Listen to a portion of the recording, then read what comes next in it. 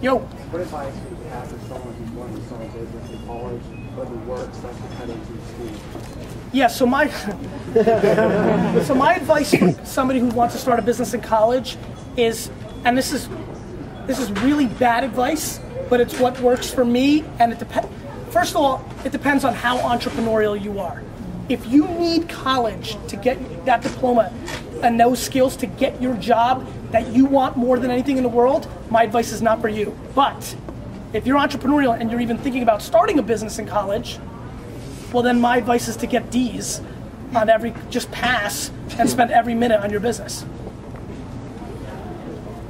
College is... You should call that guy's mom. College is a racket. College is so fascinating to me. I'm dying to figure out when college goes down because it might. It just might. It's crazy. You pay. I've sat in on like 7 social media classes in college. I'm talking Stanford and Yale. Real shit. That stuff is so bad. I'm sitting there like, the professors don't live it. They don't live it. It's crazy. I mean, if you're an entrepreneur, I can't wrap my head around.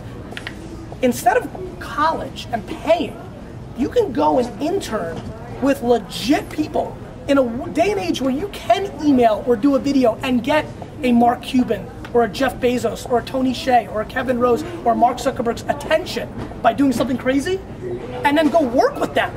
I promise you, you don't get paid, but you're not paying 50, 60 grand.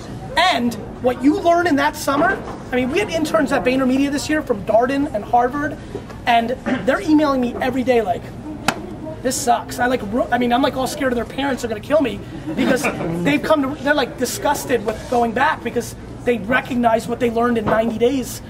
You gotta taste it. You gotta live it. You know, being an entrepreneur is not in the books. It can make you think about something, it can teach you something. I'm not against it, but it breaks my heart that so many people start off negative. You know how many people are out there starting off negative? Day one, oh, here I am, negative, and interest, and always fighting uphill. Yo. So, what's your experience been being a dad? I'm sorry? Being a dad? Oh, being a dad. Being a dad trumps everything I've just said for the last 2 hours. It's unbelievable. It's, you know, it's the greatest. I mean, Misha's now almost 7 months, and she's starting to do things, which is unbelievable, and it's why I'm here. You know, there's no bigger responsibility or bigger thing anybody can do, and to see your DNA get passed on. You know, I'm pumped when people read my book and watched every video and start kind of doing things like me and winning, and I'm like, yeah, it's a whole different thing when she's looking the way you look, acting the way you, that's real DNA. You want to talk about imposing your will? That's some amazing stuff. It's the best. It's scary as hell. Like, you know, that love is just, it's almost crippling, right? It's just so, you just want, you know, it's an amazing feeling. Yes, sir. Hey, Gary. Hey, bro. Yo. I'm leaving my books on. Yes. Let's get it. $50 cash to me. Now, as soon as we're almost wrapping up, and I know some people came in late, we'll do some more books. Second question. Falcons. The Falcons Jets this Sunday. Yes. My take is that, so is anybody hardcore enough to know if Ryan and Turner are going to play or not play, or is it completely up in the air for both of them still? They're questionable right now. So the Jets are playing much, much better defense. You know, after they lost Jenkins, they were shell-shocked because their best player, well, Revis is the best, but, you know, one of our best players, they're playing much, much better defense right now. But our quarterback plays, you know, we can lose any game. Born and raised with Mark Sanchez, too. What's that? Michigan, California, was born and raised. No kidding. Yeah, I mean, I love his curly locks and, you know, boyish good looks. I just wish he wouldn't throw so many interceptions. But he's so young and raw. I mean, and, you know, the funny part is the Colts are going to rest Peyton Manning the next week for us. Hasn't done well for them, has it?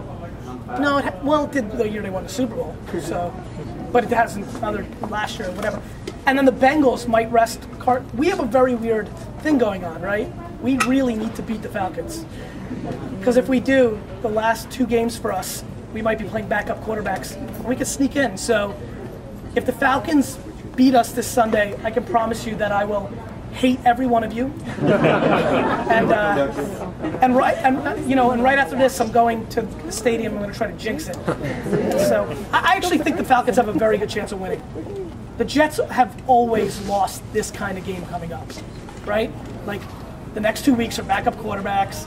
If we just beat the Falcons, who are all hurt and finished, and then the Falcons win and we all cry.